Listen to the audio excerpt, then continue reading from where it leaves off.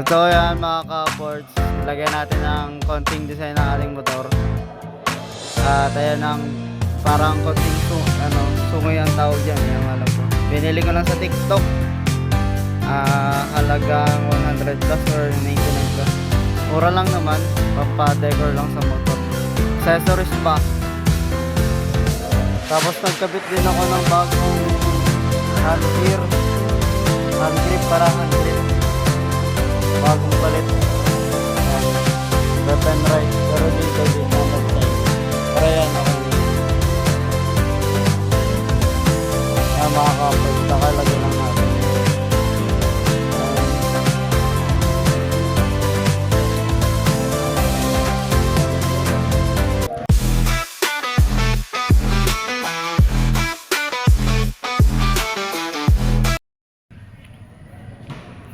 Hello mga ka-ports, it's me again, Jason Sinjerico C.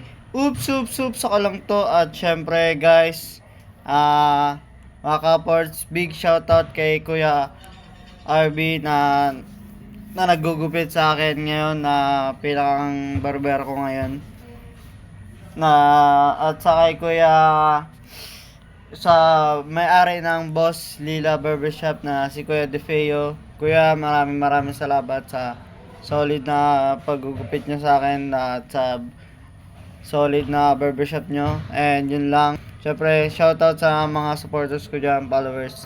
Maraming salamat.